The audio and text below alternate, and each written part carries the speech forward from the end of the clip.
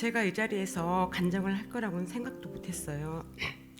많이 떨리고 불안한 마음이지만 하나님께서 이루어주신 큰 역사의 한 부분을 기억하면서 자신감을 갖고 이 자리에 서게 되었습니다. 안녕하세요.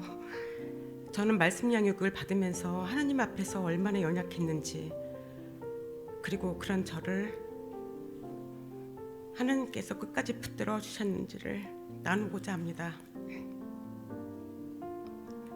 말씀 양육을 시작할 당시 제 삶에는 세 가지 큰 제목이 있었습니다. 첫째는 우리 가족 건강 문제였고요. 둘째는 아파트 매매, 셋째는 취업 문제였습니다. 이 세 가지는 제 삶의 현실이었고, 그래서 더 절박한 기도 제목이었습니다.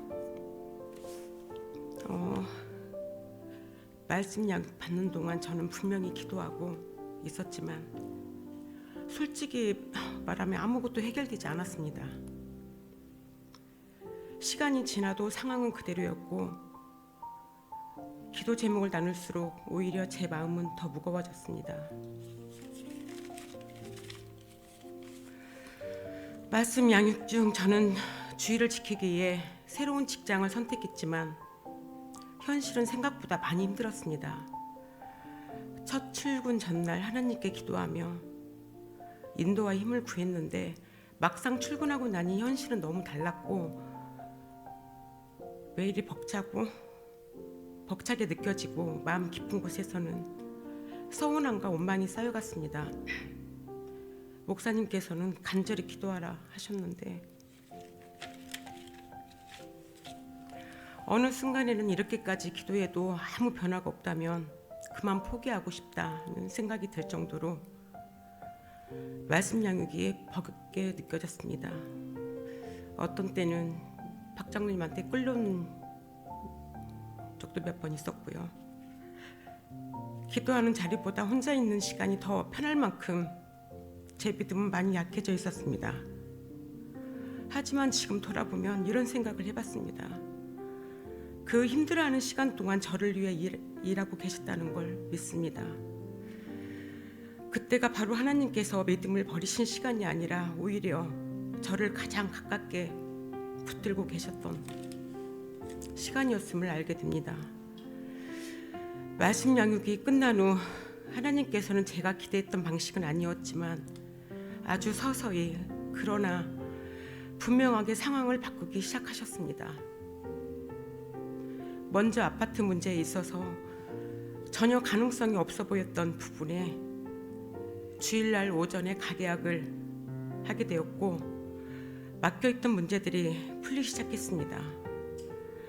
그 과정을 보면서 하나님이 절 위해 정말 일하고 계셨구나라는 생각이 들었습니다. 취업 문제도 마찬가지였습니다. 양육 중에는 아무 방향도 보이지 않았는데 포기하지 않고 하나님께 기도로 맡기기 시작했습니다. 제 힘으로 길을 찾으려 하기보다 하나님의 뜻을 구하며 기도했을 때 하나님께서 제가 원하던 방향의 직장으로 다시 취업할 수 있는 길을 열어주셨습니다. 현재는 만족하며 잘 다니고 있습니다. 아직 완전한 결론이 아니더라도 분명 하나님께서 인도하고 계시다는 확신을 주셨습니다.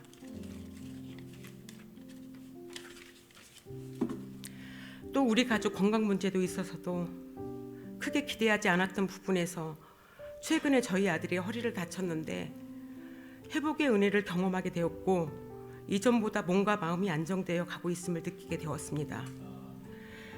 이 모든 과정 속에서 하나님께서 제게 응답이 없는 것처럼 보이는 시간에도 하나님은 침묵하고 계신 것이 아니다라는 사실이었습니다. 제가 원망하고 지치고 포기하고 싶어 했던 그 시간에도 하나님은 제 삶을 멈추지 않고 일하고 계셨습니다. 말씀 영역을 통해 저는 문제가 빨리 해결되는 것보다 하나님을 끝까지 신뢰하는 마음이 얼마나 중요한지를 배우게 되었습니다. 그리고 믿음이 강할 때가 아니라 가장 연약할 때에도 하나님은 제 손을 놓지 않으셨다는 것을 알게 되었습니다.